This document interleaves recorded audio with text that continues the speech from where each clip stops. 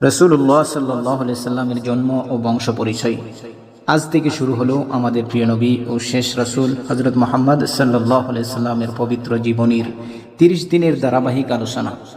ইনশাআল্লাহ প্রতিদিন তার জীবনের একটি গুরুত্বপূর্ণ ঘটনা ও শিক্ষা নিয়ে আলোচনা করা হবে। রাসূলুল্লাহ সাল্লাল্লাহু আলাইহি সাল্লামের জন্ম। আমাদের প্রিয় নবী হযরত মুহাম্মদ সাল্লাল্লাহু আলাইহি সাল্লাম আরবের পবিত্র নগরী মক্কা শরীফে জন্মগ্রহণ করেন।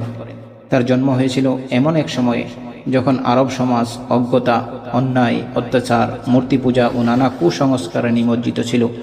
সেই যুগকে বলা হয় আইয়ামে জাহিলিয়াত, অজ্ঞতার যুগ। আল্লাহ তাআলা মানব জাতিকে অন্ধকার থেকে আলোর পথে আনার জন্য তার সর্বশেষ নবী হিসাবে মুহাম্মদ সাল্লাল্লাহু আলাইহি সাল্লামকে পৃথিবীতে প্রেরণ করেন। রাসূলুল্লাহ সাল্লাল্লাহু আলাইহি সাল্লামের জন্ম হয়েছিল হাতির বছরে। প্রসিদ্ধ মতে তিনি সোমবার জন্মগ্রহণ করেন।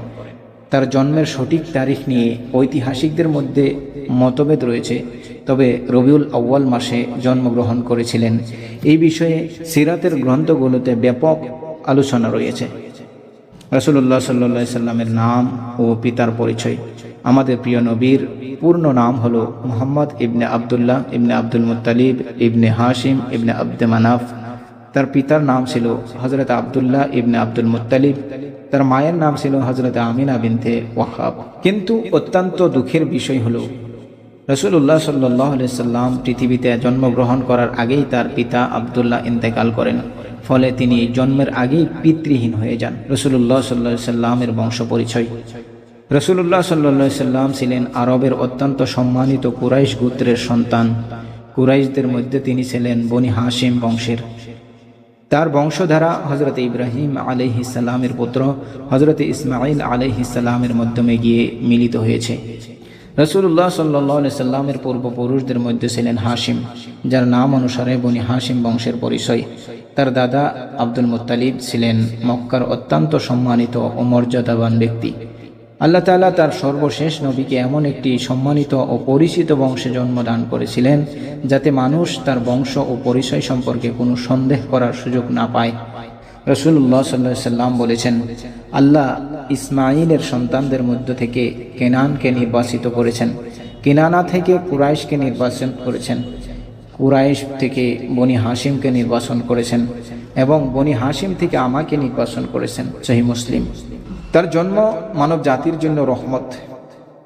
রাসূলুল্লাহ সাল্লাল্লাহু আলাইহি সাল্লাম শুধু আরব জাতির জন্য আসেননি, তিনি ছিলেন সমগ্র মানব জাতির জন্য রহমত। আল্লাহ তাআলা বলেন, ওমা আরসালনাকা ইল্লা রাহমাতাল লিল আলামিন, আমি আপনাকে সমগ্র বিশ্বের জন্য রহমত হিসেবেই প্রেরণ করেছি। সূরা আম্বিয়া 107 নম্বর আয়াত। তিনি এমন এক সমাজে জন্মগ্রহণ করেছিলেন যেখানে দুর্বলদের উপর অত্যাচার করা হতো, নারীদের সম্মান দেওয়া হতো না, কন্যা শিশুকে জীবন্ত কবর দেওয়া হতো এবং মূর্তি পূজা ছিল ব্যাপক। কিন্তু রাসূলুল্লাহ সাল্লাল্লাহু আলাইহি সাল্লামের আগমনের মাধ্যমে পৃথিবীতে ছড়িয়ে পড়ল তাওহীদের আলো, ন্যায় ও ইনসাফের শিক্ষা, মানবতার মর্যাদা, নারীর সম্মান, দরিদ্র ও অসহায়দের অধিকার, ভালোবাসা, ক্ষমা ও ভ্রাতৃত্ববোধের শিক্ষা। আজকের শিক্ষা।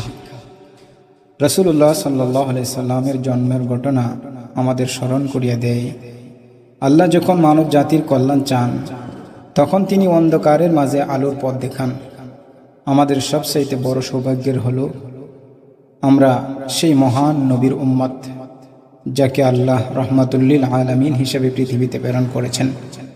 তাই আমাদের দায়িত্ব শুধু রাসূলুল্লাহ সাল্লাল্লাহু আলাইহি সাল্লামকে ভালোবাসার দাবি করা নয়, বরং তার জীবন, চরিত্র, সুন্নাহ ও আদর্শকে নিজেদের জীবনে বাস্তবায়ন করা। আল্লাহ তাআলা আমাদের সবাইকে রাসূলুল্লাহ সাল্লাল্লাহু আলাইহি সাল্লামের প্রকৃত ভালোবাসা এবং তার সুন্নাহ অনুসরণ করার তৌফিক দান করুন, আমিন। আগামী পর্ব রাসূলুল্লাহ সাল্লাল্লাহু আলাইহি সাল্লামের শৈশব ও পিতামাতাকে হারানোর হৃদয় বিদারক ঘটনা সম্পর্কে আগামীকাল আসছে ইনশাআল্লাহ। চোখ রাখ।